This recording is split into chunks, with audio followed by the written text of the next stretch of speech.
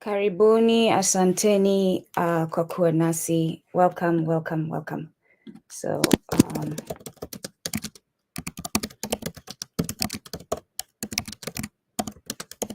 I usually say hello and I didn't do that. So let me just say that in the chat.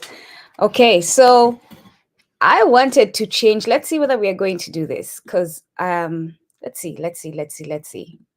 Let's give it a quick minute. Usually we are short of time. I don't even know why I'm doing this, but I was running against time. Let's see what we can do here. Let me see if we can quickly do this. Yeah. I meant to do this earlier, but I didn't. So I'm trying quickly to do it now so that we don't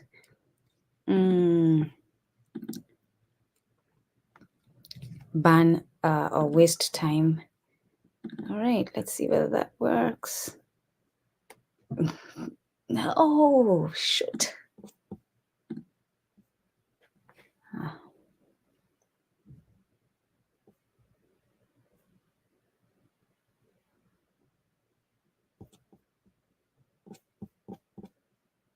All right, we'll do it next week. We'll have it ready by Sunday. I was going to change my background.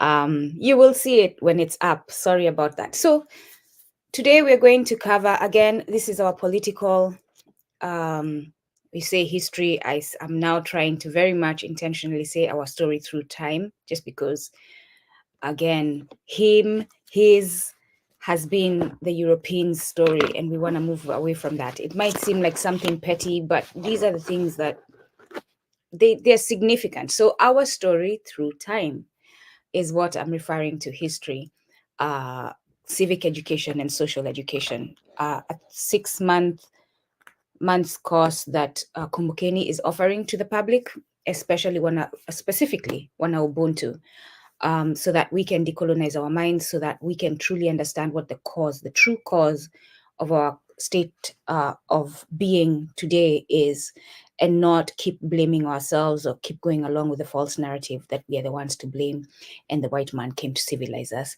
And we're so stupid that even after the white man came to civilize us, we are still degenerates living in shithole countries, right? I was trying to remember what the special person said. Anywho, so today we are still on how Europe underdeveloped Africa. You've seen the books, and if you look in the comments, every now and then the public, actually, I'm very grateful to our supporters. You're very active in the comments. Even once we are done with the episodes, I try my best to come back and respond to comments. And if you look in there, someone requested for me to give a list of the books. So there is a list of the books that we are using, because I realized they're not clear. The titles are not clear on the images that I put up on the thumbnail. But this is our first one. And like I said last week, this is, I guess we're going to have multiple Bibles, right? Rule books, books of grounding. This is one of them when it comes to our story through time. Walter Rodney does a great job of presenting it here, and explaining what he believed and what I am 100% with him believed were the reasons why ZELLE Africa is underdeveloped. Again, today we are covering chapter 4. Last week we covered chapter 2 and 3, and the week before that we covered chapter 1 of the same book. Today we're going to look at the roots of the underdevelopment of ZELLE. We need to understand the impact. We want to understand the impact of Europeans' trade of captured and enslaved WanaUbuntu on ZELLE Africa societies, economies, and the development. What did that trade in the captured and enslaved WanaUbuntu, what impact did it have on our motherland? The lesson will highlight the real nature of the trade of captured and enslaved WanaUbuntu, debunk the myths, and provide insights into how these historical events have shaped ZELLE's current situation. So the key highlights we are looking at is the European trade of enslaved, and it's more than a trade, of enslaved captured and enslaved WanaUbuntu as a basic factor in African underdevelopment, Ubuntu underdevelopment. The concept of enslaved Africans, WanaUbuntu versus slaves, right? Why we are using enslaved, why and many others are using enslaved WanaUbuntu Africans versus slaves. The enslavement of Africans, WanaUbuntu for European capitalism. And then social violence versus trade. This was not just a trade; it was social violence on a group of. It was genocide essentially, in the acquisition of captives. Political military developments in Ubuntu. We'll look at the Dahomey and the Zulu societies, nations, and then the coming of imperialism and colonialism in on Ubuntu and the miseducation and subjugation. So, the European trade of enslaved and captured and enslaved WanaUbuntu as a basic factor in African underdevelopment. Walter Rodney does a great job of pointing this out regarding. So I'll start by reading something that's and I like the book. In every chapter, Walter Rodney starts the chapter with a quote from our revolutionaries. This one is on chapter 4 is Ahmed Sekou Touré. Chapter 1, I believe, was Che Guevara. So Ahmed Sekou Touré said, the relation between the degree of destitution of peoples of Africa and the length and nature of the exploitation they had to endure is evident. Africa remains marked by the crimes of the slave traders.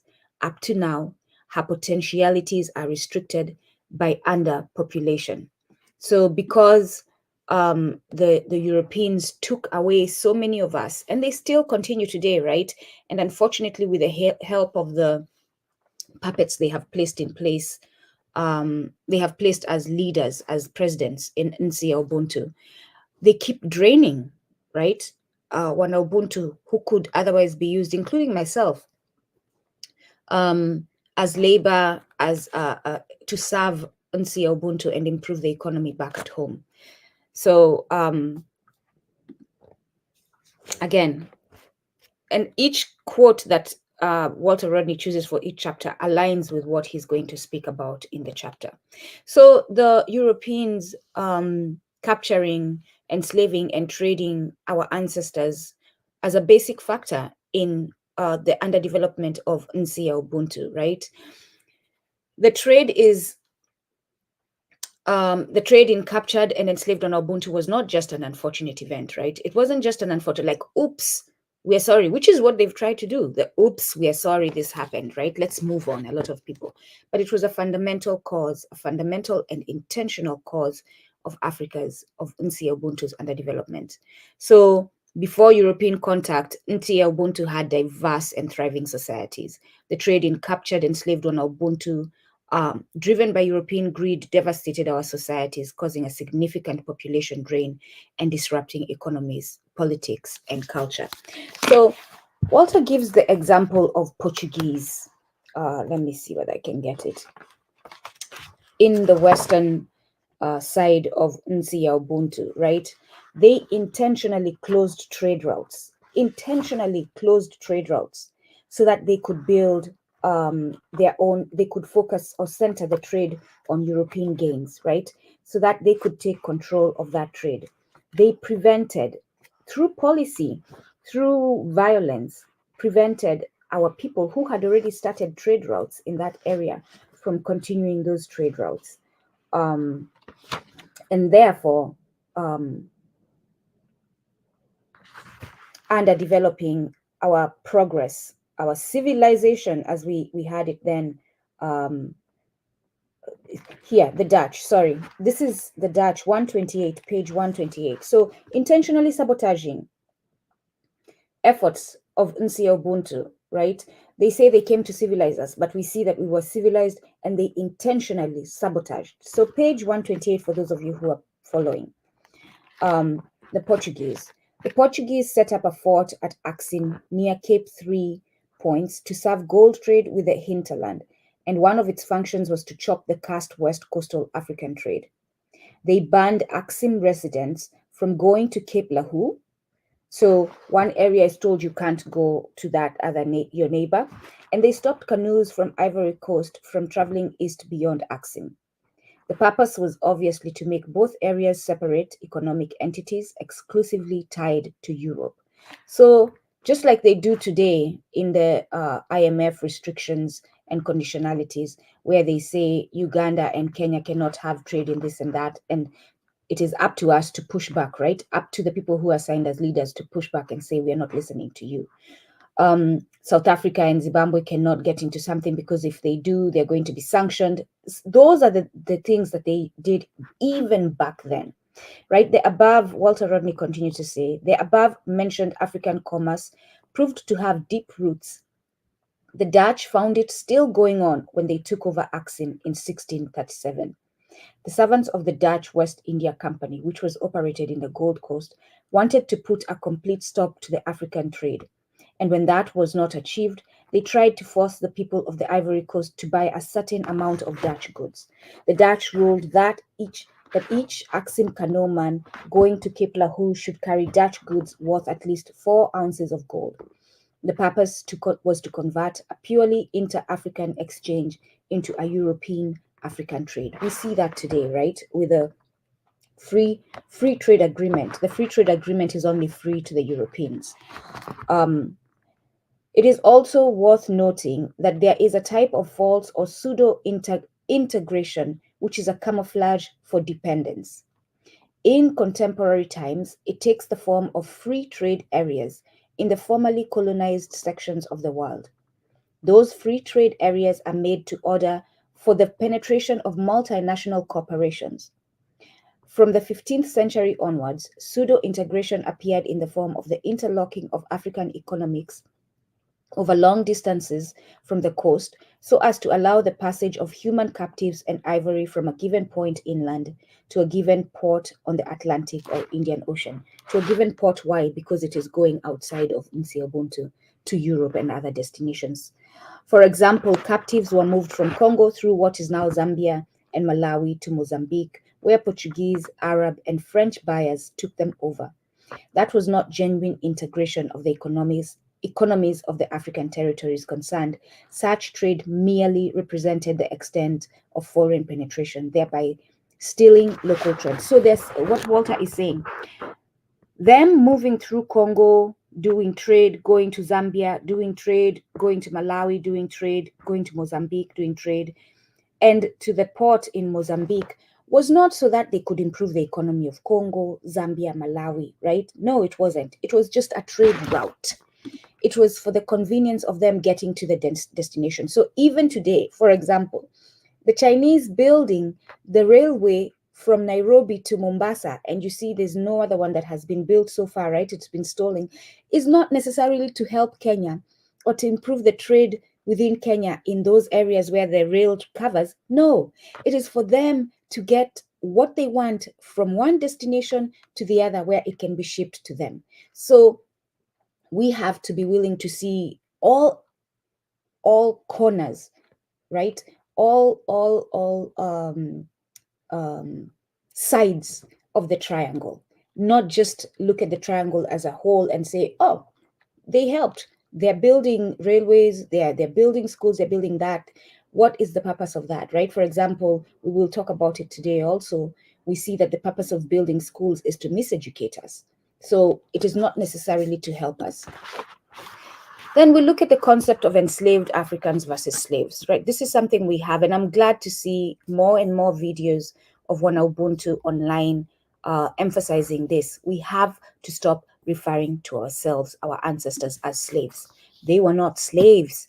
They were free people before they were enslaved. They were free people going about their trade, as we just shown, their building of their communities, some of them still practicing communalism. They had not yet been infected by feudalism. Going about educating their communities the best way they saw fit, right? The Europeans talk about their education is superior, yet we keep producing some amazing WanaUbuntu, right? Even when they haven't gone to school, you talk to some of these young men and women in NCA Ubuntu and they are brilliant. even when they haven't held a book, they still have ways to strategize and to critically think and to look at their environment and figure out how best to interact with it for the well-being of their lives, of themselves and their communities. So on page 106, right at the beginning of chapter 4, Walter Rodney says, to discuss trade between Africans and Europeans in the 4 centuries before colonial rule is virtually to discuss slave trade. I'm changing that to enslaved, the trade of captured and enslaved WanaUbuntu. Strictly speaking, the African only became a slave when he reached a society where he worked as a slave. You see that? So he only became a slave when he was captured and enslaved. He was not a slave before that. Before that, he was first a free man and then a captive. He has that noted here. So we have to stop, again, catching ourselves. We understand that for years we have been using a certain term, and we're not expecting anyone to change overnight and just immediately master using enslaved versus slaves, but always catch yourself. Always correct yourself. Even when you're speaking, do not be ashamed to correct yourself. I say slaves, no. We were not slaves. We were enslaved. We were free before we were captured and enslaved. And then the enslavement of Africans for European capitalism, right? The enslavement, the idea, the decision to go to Ubuntu, to enslave WanaUbuntu, was solely a capitalist decision. In the Americas, the British, the UK, the people who came from the United Kingdom and invaded the Americas and destroyed the communities of indigenous peoples of the Americas. By then, they had died at such large numbers that they could no longer be used because they used their labor. They used their labor before they went to Ubuntu to capture WanaUbuntu. They used the labor of indigenous peoples, forced labor. But because they died in such large numbers, they no longer had the numbers that they needed to do the work that they wanted to do to build their economies. And as you know, the white man cannot be out in the sun too long. So he was not capable to do the work that needed to be done. He was not capable of being in the cotton fields for the rate of time that he wanted, right? We're talking capitalism. So they're looking to make maximum profit. They're not satisfied with just having enough food, with having just enough shelter, and having just the peace of mind. They want to accumulate. They want to accumulate and rip and drain. That is their culture. They're not content with meeting their basic needs. And so because that is their economic practice, they will have labor spending hours on those fields, hours in the factories, and they were not physically equipped because of the sensitivity of their skin to be out in the sun working in the cotton fields. And therefore they gather together and they agree that they are going because they have people who've already gone and found out that there are people who exist in those lands. They're going to go and capture them. And you have Spain and Portugal getting the blessing of, it comes under the name, I called the name of Christianity, right? I called Christianity capitalism the other day and someone was correcting me. And it's WanaUbuntu. Christianity is not capitalism, right? Christianity is 100% capitalism. It is a tool of capitalism. Ask yourself why you're asked to give money to God. Like, since when did an all-knowing God, an almighty God, need money? Right? Since when did God need money? And especially, since when did God need money from the poor? So if that is not a source, a strategy to generate income, what is? And therefore, capitalism. So for those of you who are so attached to Christianity that you can't even open your eyes to think critically and question the things within Christianity or any other religion that do not make sense, please awaken. Please come out of your stupor and stop giving your loyalty, like misplacing your loyalty in the wrong place. Place your loyalty in your people.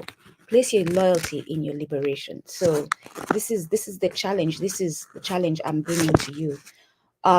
So let's make no mistake. Christianity was 100%, is 100% capitalism. So we see them, the European demand for cheap labor to work in plantations, like I explained, and mines in the Americas led to, because at that time they have already discovered gold as well, and they're mining for it in the Americas. So they needed the mass enslavement of WanaUbuntu to go and do that labor, and provide that labor. So it was done purely for economic gain, ignoring the immense human suffering it caused, right? They did not even worry about, even when they thought, let's give them food, it wasn't for the well-being of the WanaUbuntu. It was so that that WanaUbuntu could be physically fit to perform the labor that they needed to perform. So nothing they did was for the well-being of WanaUbuntu.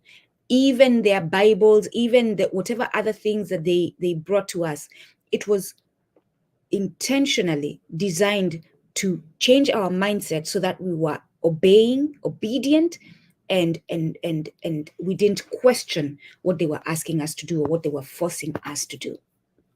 So again, the enslavement of WanaUbuntu was 100% the result of European capitalism. So the use of saying social violence versus trade. So, and I was very happy to see this mentioned.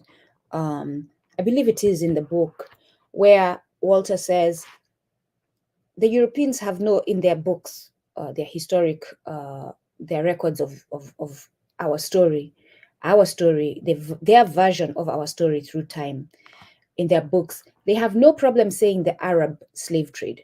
They call it that 100% in their books. But when it comes to the European slave trade, they call it the transatlantic slave trade. They don't associate it with themselves. They call it the transatlantic slave trade.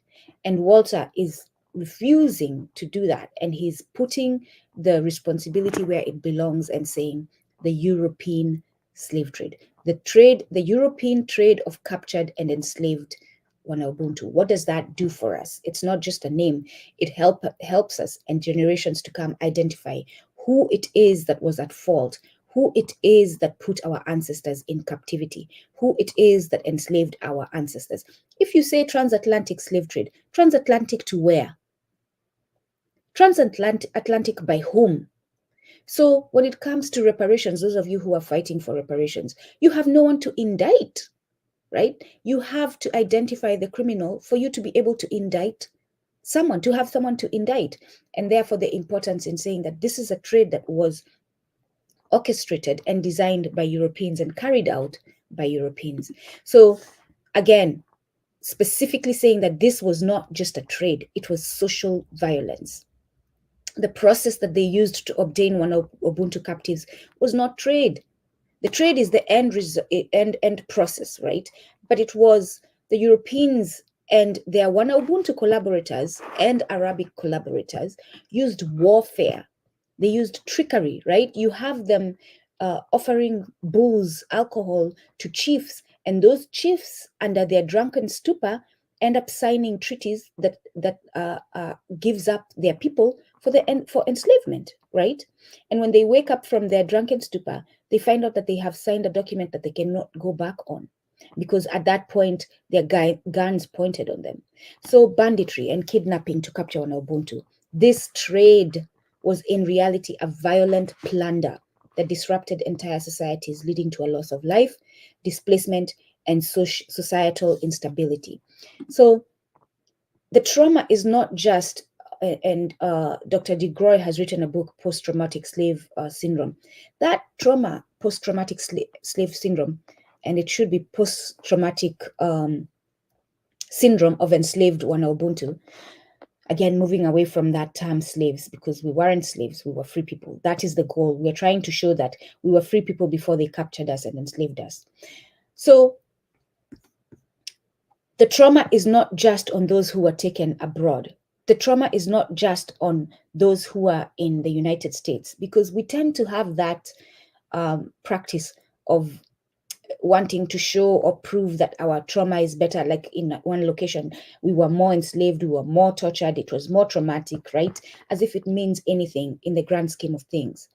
But the trauma, I always ask, Imagine those who were left on the ground, because in some of the communities, they actually killed the old people and children because they had no use of them. They killed the sick people because they had no use of them. So imagine those who are left in a community where you wake up, they are gone, and all around you is dead family. All around you is dead community.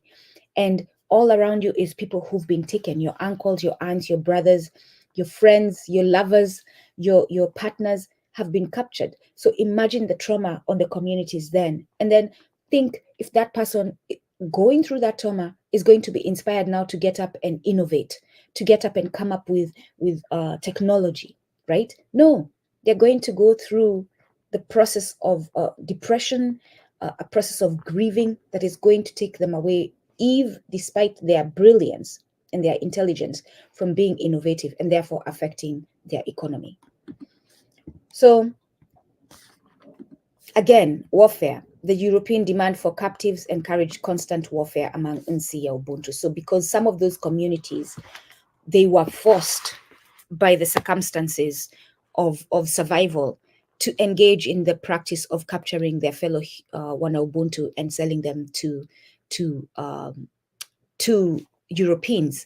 And it encouraged warfare, because this again was not no one was walking and say, oh, you want to go and oh, there's an opening. It wasn't like they were going around saying, oh, there's an opening in the fields in America, do you want to sign up? No, it was you were captured, you were somewhere fetching water, you were somewhere herding the animals, you were somewhere farming, and you were captured, put in chains, walked across long distances into ships and shipped away. And this was through warfare, because some of the communities, a lot of the communities fought back. Trickery and kidnapping. So Europeans often use deceitful tactics, like I said, to capture individuals, misleading them with false agreements or outright kidnapping. One evident, and this is not necessarily for enslavement, this is more when we've moved to colonialism, and one evident story in our story through time is the case of Empress Titu and Emperor Menelik in Ethiopia, when the Italians were trying to deceive them, right? They give them, and because Menelik, Emperor Menelik and Empress Titu could not read Italian, the Italian ambassador or representative of delegate who was sent to go speak with them gives them an Amharic version of the agreement and gives them an Italian, and tells them to trust that what he says, that the copy, the Amharic copy, is similar to the Italian, only to find out later that it wasn't. So those are the kinds of nonsensical trickery that the Europeans used on us. And then we have the political military. So let me see, first of all, one of the parts that I had pointed out in the book that speaks on this. So on page 107, Walter says, it's in the middle of the page, however, on the whole, the process by which captives were obtained on African soil was not trade at all.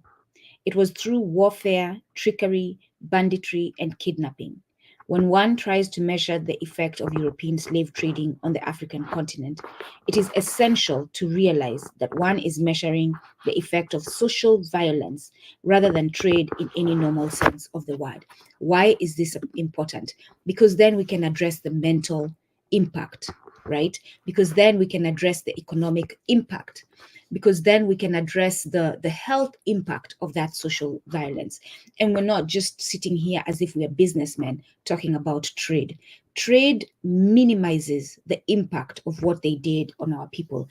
And therefore, for us who are working on the healing and the reclaiming of who we are, does not give us a grounding to base our arguments or our strategies effectively, so that we can avoid whatever happened in the future.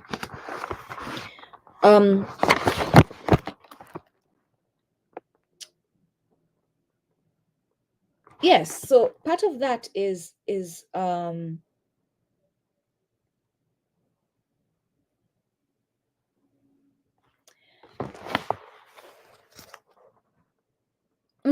so in the process of finding out what happened, in the process of reaching back Sankofa to see what happened, what we left back there, and reclaiming it and bringing it back so that we can build effectively for the future.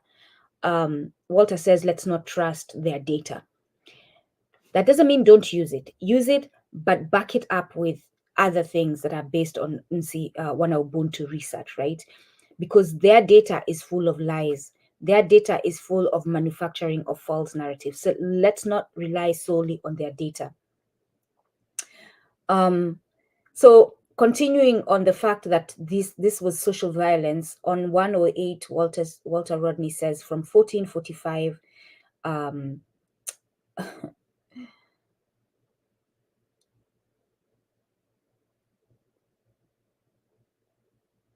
yeah. Nevertheless, if the low figure of 10 million, because part of it is using their data, they're claiming low numbers as far as what they did. Claiming low numbers, what does that do?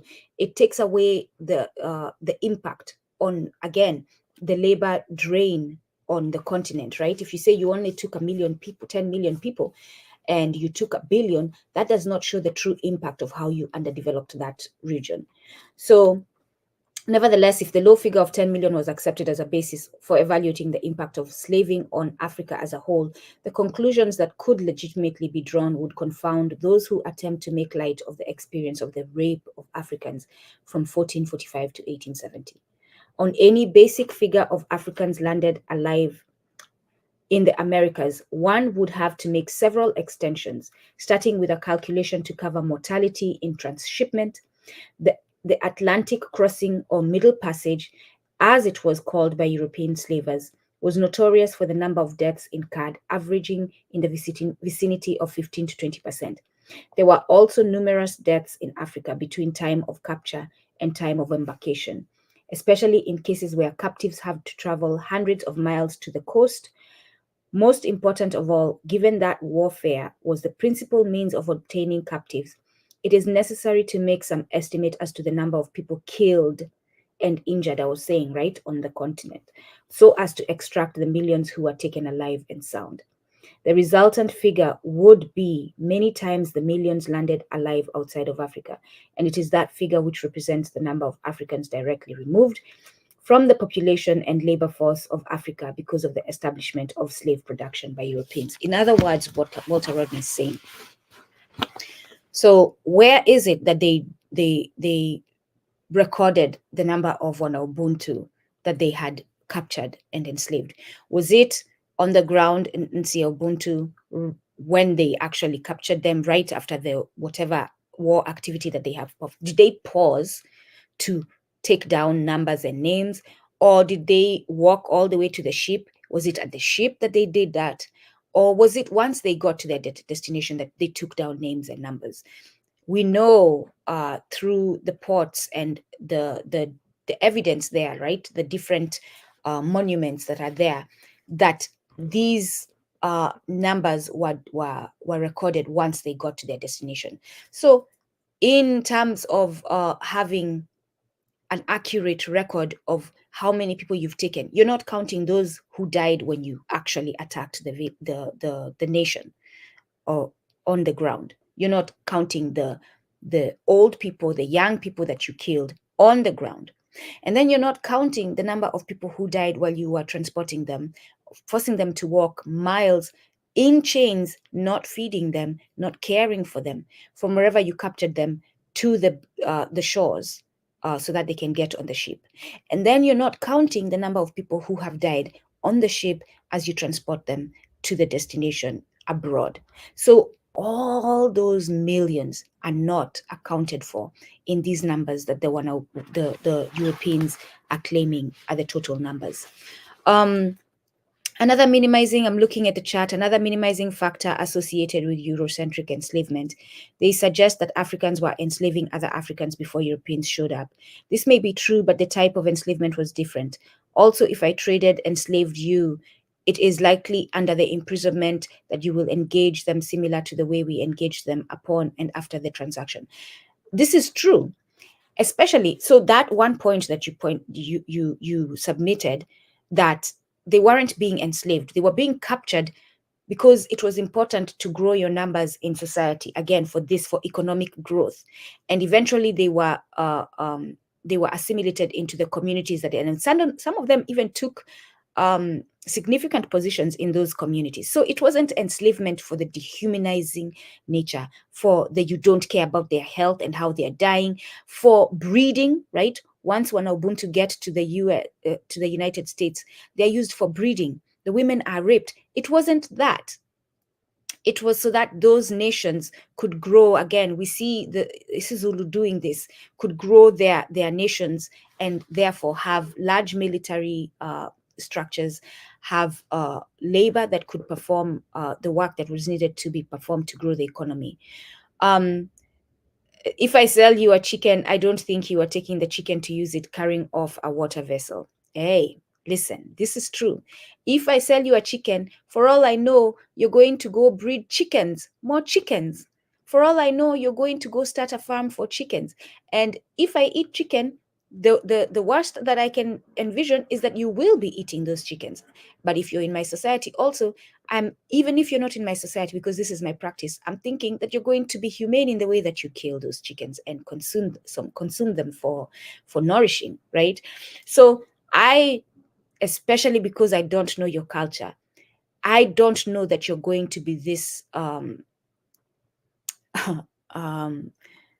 psychopath who's going to take that chicken, tie it to a rope, tie it to a tree, whip it every day, pluck its feathers, release it, let it run a little, capture it, whip it, and then do all sorts of things to its body. I don't know that. So this is the thing that these WanaUbuntu did not know. And some of them, when they find out exactly what is happening, actually start pulling back from selling their people to the Europeans. That does happen. On 109, Baba Rodney says, besides, it is essential to recognize that the slave trade across the Atlantic Ocean was not the only connection with Europeans, which Europeans had with slaving in Africa. The slave trade so this is where we're talking about, if we call it the Atlantic slave trade, we're going to miss out on what they are doing on the other side, right? But if we call it the European, everywhere that their footprint is while they're doing this trade is going to be traced. So Walter says that they are in the trade on the Indian Ocean has been called the East African slave trade and the Arab slave trade this is what I was pointing out before, for so long that it hides the extent to which it was also a European slave trade. He's saying even what they call in their books the Arab slave trade was also a European slave trade. And there's evidence in Kenya to show this. There's evidence right in Mombasa at the place where they call Fort Jesus, where it was originally a Portuguese fort, where you see cannons. And they fought the Arabs to take the trade from them and become, to make it a European trade. And they continued, and this is something that they don't want to own up to, the Oman Empire. They continued to take our people, including from Kenya, what is now known as Kenya. And I found this out recently when I was talking to my father and my uncle. And these are people who don't even engage in conversations about enslavement of Africans. My father and uncle, like I wasn't brought up talking about enslavement of Africans.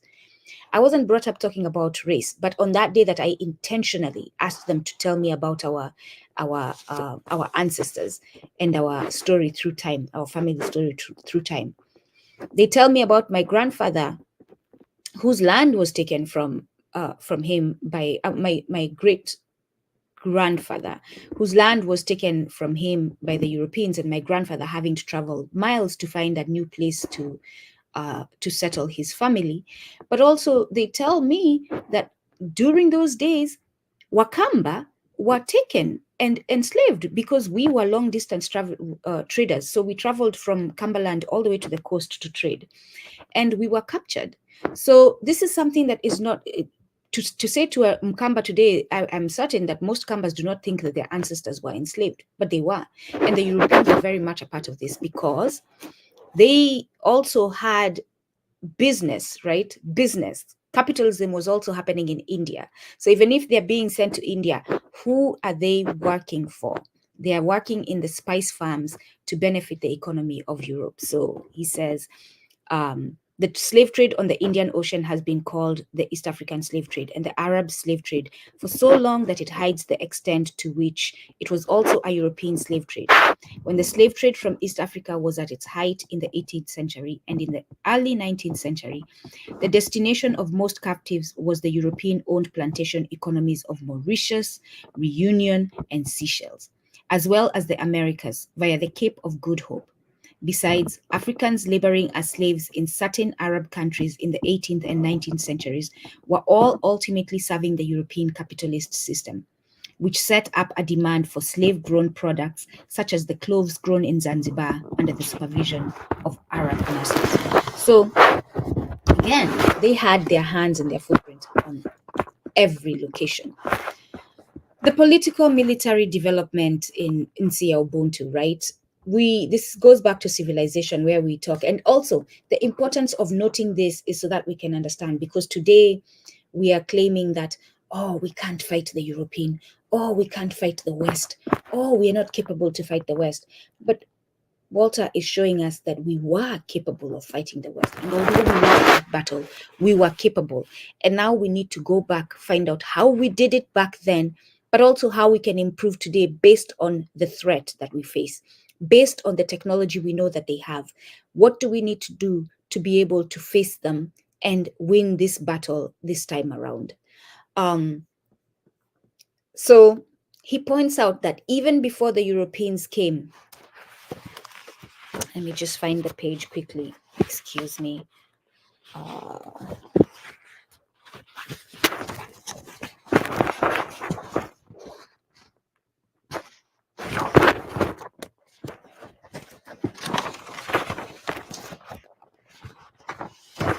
Okay, it's page 41 for those of you who are following the book. 141, sorry, 141.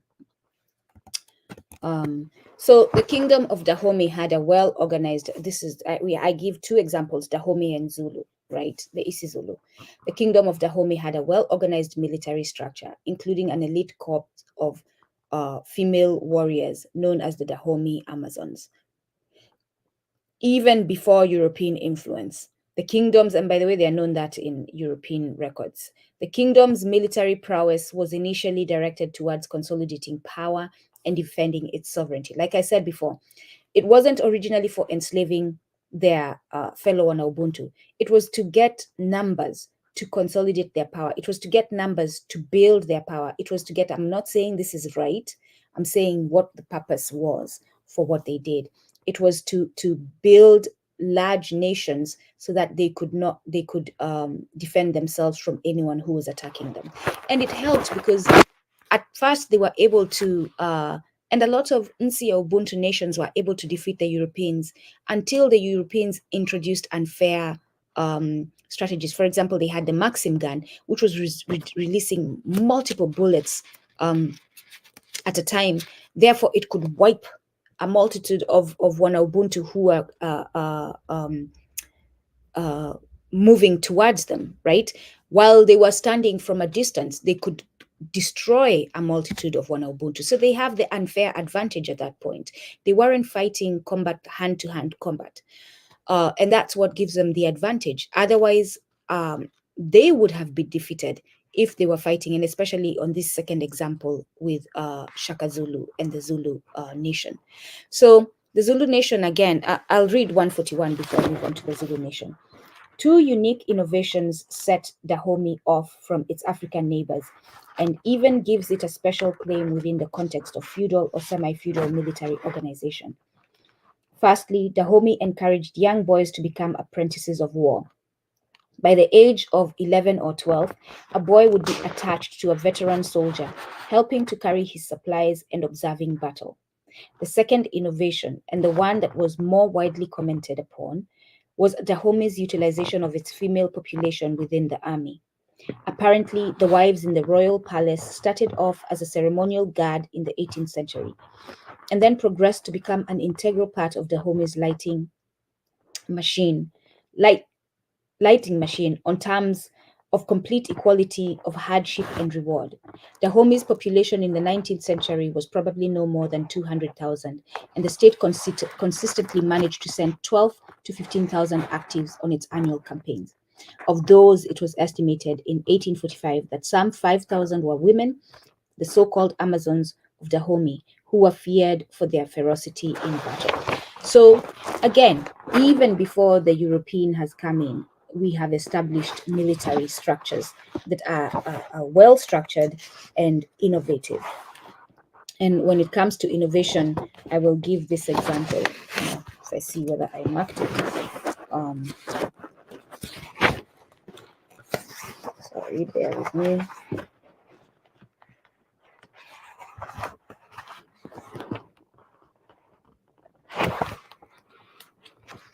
Yes.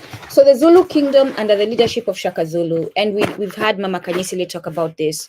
Shaka Zulu was not just the only person. Like we need to give credit when it comes to that structure in that nation, right? We need to give credit to his mother. We need to give credit to, I believe it was his grandma or a spiritual African queen who, and correct me, for those of you who have watched Mama Kanyisile speak about this, who recommends that Shaka take over, right?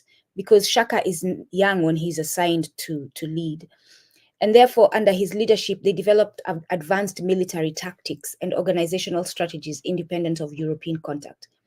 So they weren't civilized by the Europeans, right? For those of you who want to say, and who currently WanaUbuntu, that we need training from the US, we need training from France, we need training. No, they were able to critically analyze their situation.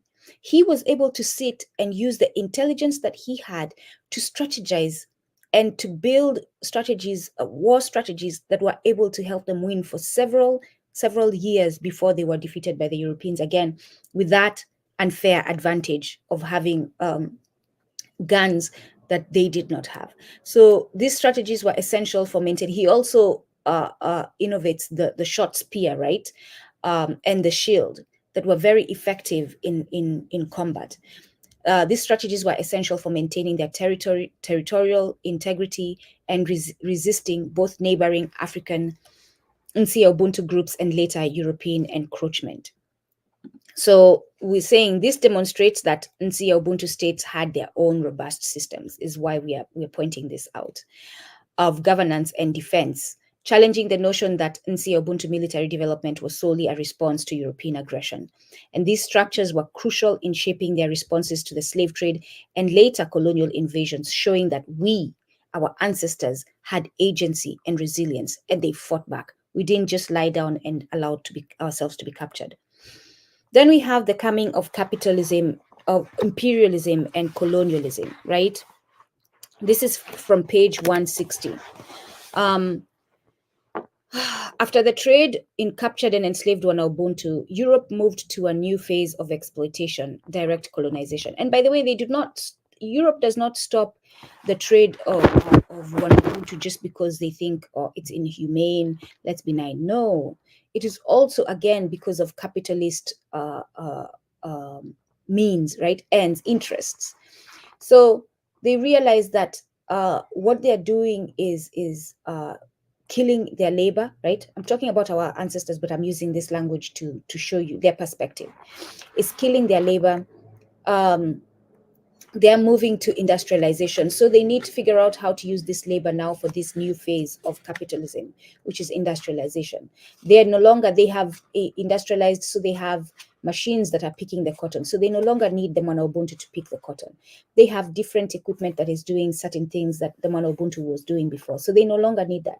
So because of that, now they move to expanding their nations, to expanding their power, their reach, which is now the imperial stage of things, which is now the capitalist, the colonial stage of things, where they say, you know what, now we are going to go onto their land and govern it. And while we're governing it, we're going to govern it because we need access to the resources.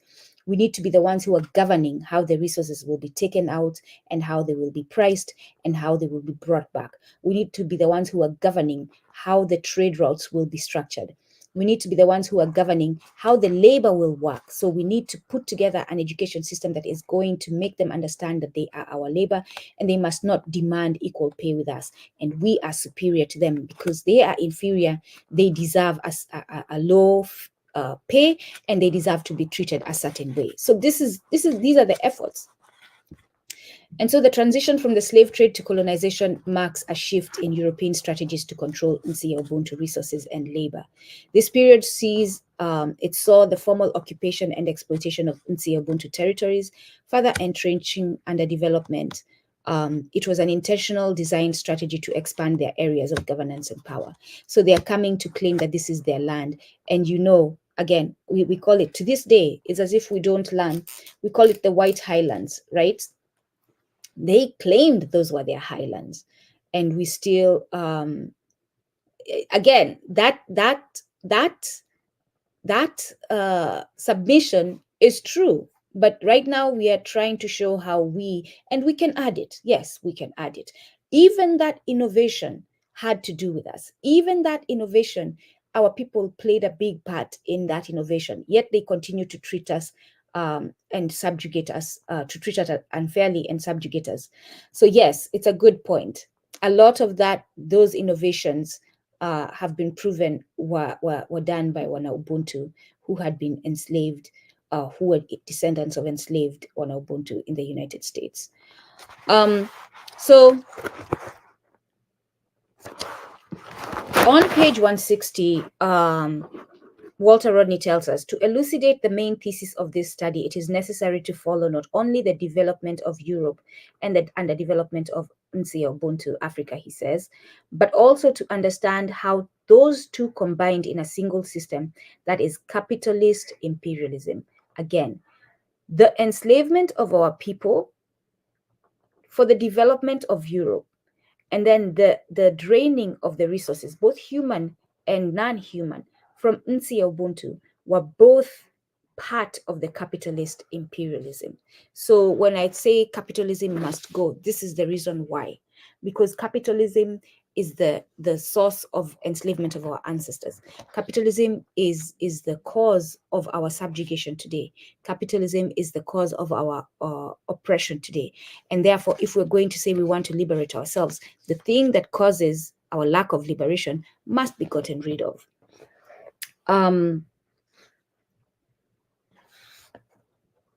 So again, like I said, on page 161, he says, indeed, after the scope for expansion became limited inside their national economies, their main attention was turned to those countries whose economics were less developed and who would therefore offer little or no opposition to the penetration of foreign capitalism.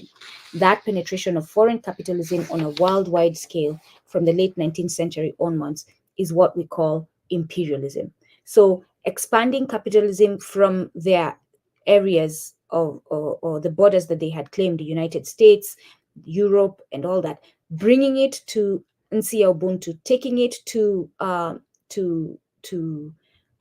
Asia and wherever else they are. Today, it being the dominant economic practice, that is what we call imperialism.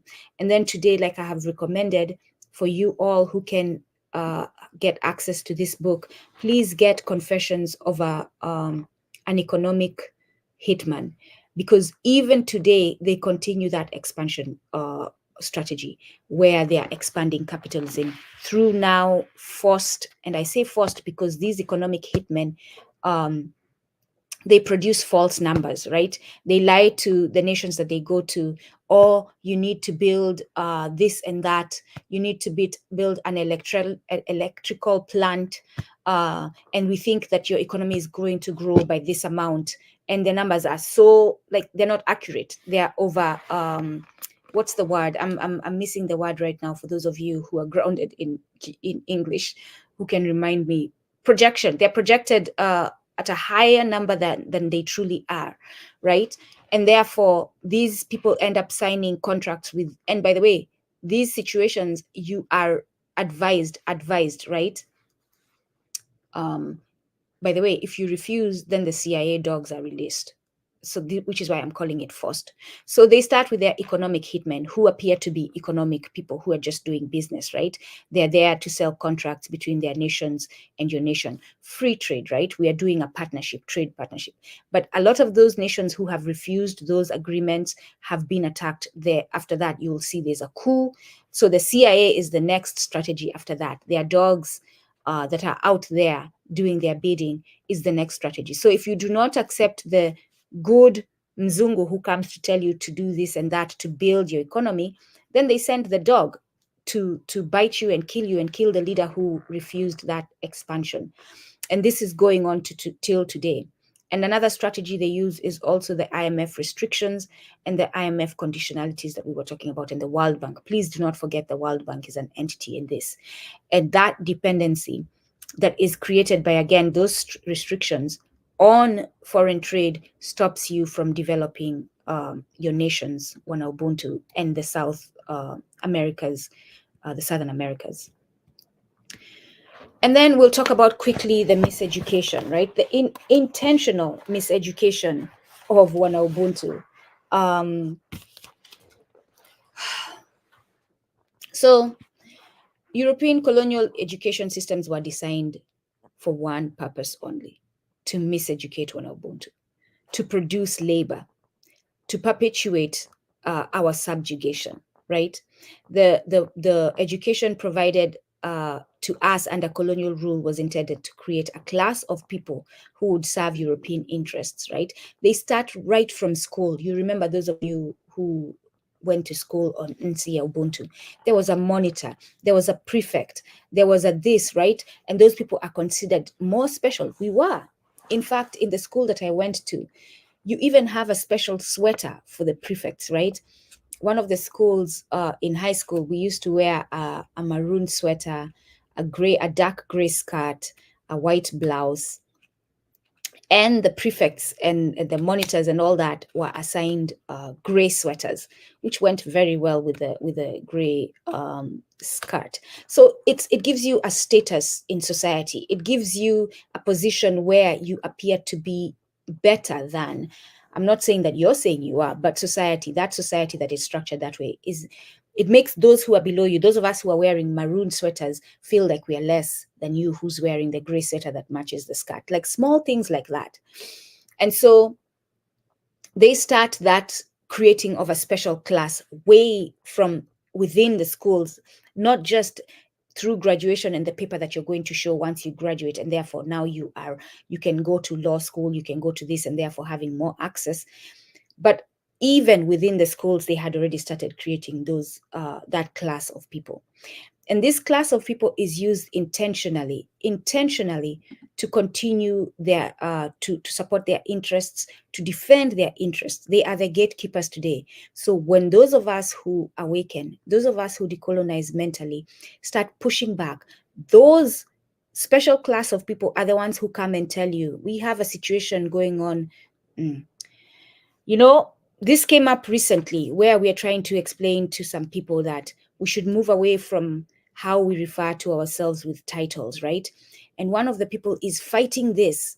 And I'm saying, we cannot do that. And what this does, by the way, which happened which is happening in some meetings, what this does, if you're calling WanaUbuntu to come together, to work together, as Walter Rodney has advised us in the Grounding with My Brothers, and you tell them, let's come together to work together to build a future, an African future. And then you come with your titles. You want your titles to be leading. What that does is it intimidates those who don't have title who come to you. And then they're not going to contribute as they should, because they're going to feel, oh, I can't speak, I'm not president. The president is speaking. I can't speak, I'm not VP. The VP is speaking. This is literally what happens. And then for us to say, if we want to be effective in rebuilding our continent, we must all be on level ground. We are all comrades. No, Your Excellency. No, you have to be, sometimes I have to catch myself because I was about to just give up the name of these people that I'm talking about. No, Your Excellency, because what you do in coming in that way in the room is you intimidate people. They don't want to raise their hand and contribute because they feel inferior. Just by you presenting yourself with those titles, coming in with a special entourage, sitting in a special place. These are things we need to think about. How we are going to move forward, how we are going to make sure that every single person in the community feels that they have the freedom to present their thoughts and their ideas without being looked at as, who gave you the right to speak? You don't have a title. Who are you? Right? And so regarding miseducation, Walter, and again, we are out of time. Walter Rodney on page 170 says,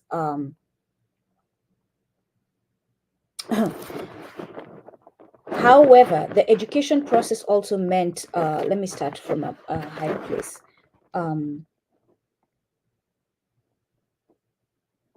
He says one Sierra Leonean ruler in the 18th century explained that he wished to learn book, quote, open quote, to learn book to be rogue as good as white man, end quote.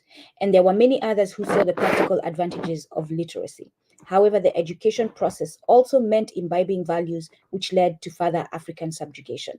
Again, we are imbibing, we are taking on values, we are taking on their culture that continues subjugating our people. So now, not only are we subjugated by them, but also this elite class is subjugating those who are not in the elite class. So such individuals, we're talking about the individuals that were held high in WanaUbuntu communities, had assimilated capitalist values and, like most European missionaries, promoted the kinds of activity that went along with colonial rule. This is why today we claim that we are independent, but when you look within Ubuntu, we still have colonial practices like the Askari, right? We still have colonial practices like criminalizing poverty and criminalizing the poor. So the reason why we are again presenting this, and we are going to close now, the reason, and thank you for those who participated in the chat. Thank you all for joining us. Thank you all. Again, go and subscribe, follow us on LinkedIn so that we hit that 150 number and we can start broadcasting. Subscribe on Twitter. Encourage your friends, your family, your relatives to subscribe. And I'm going to actually put out a call to action before I go. So if I forget, please tap me if I start closing. Say something in the chat before this. So yes, we are doing this. Why are we giving these lessons? Why have I decided to commit my time that I don't even have the luxury to be given? I am overworking myself to give these lessons, and why for free? Because we want every WanaUbuntu to access them wherever you are, so that you can understand who we were before we were invaded, our capabilities that we haven't lost. We are just mentally detached from them. We have mentally believed that we are inferior, and therefore, as long as you're believing you're inferior and you're not capable, you cannot inspire your intelligence, right? You cannot inspire those thoughts that you need to inspire so that you can innovate. So we want you to remember who we were, so that you can awaken and you can start believing in yourself, and you can start innovating, and you can start giving ideas without seeing yourself as inferior. We want you to remember who we were, so that you can see the practices that we used then, take them, improve on them, and make them fit our society today, so that we can rebuild and see our Ubuntu. So yes, I will call, the call to action is for every single person. There's 24 people here today. If the 24 people can at least reach one person, to ask them to join us on Sunday for our session on Sunday. Sunday's session is going to be a collaboration between Kumbukeni, the Marginal Kelbulan, and Msingi Africa, but we're going to have guests with us, experts, doctors. Rutendo is joining us, an activist, and we have a farmer who's going to be joining us. We're tackling again GMO, because currently the biggest threat, honestly, that I am thinking we have is the threat against to our food security. If we do not have healthy food, we might as well forget everything else. If we do not have healthy food, if we do not have food, like, what is technology if you have no food? If your life cannot be sustained by nutrition, food, what is technology? What does technology mean? So you innovate all this technology, but if you're not alive because you have no food, and the food that you're getting is killing you, what does it mean that you have been innovative? So food, the threat to our food security is our current biggest threat, and we're tackling it on Sunday. For those of you who go to church, for those of you who are involved in youth organizations, in other organizations that have to do with mass numbers of WanaUbuntu, please organize viewing sessions if you can this Sunday and gather the people. Mostly I'm talking about those in Ubuntu. If you have a matatu that has access to internet and you are showing videos of music, this Sunday, please change that and show videos of our session on Sunday, our broadcast, because we're going to be talking about GMOs. We're going to show how they affect the negative impact they have on us, the diseases they are causing, what they are doing to our ecosystem.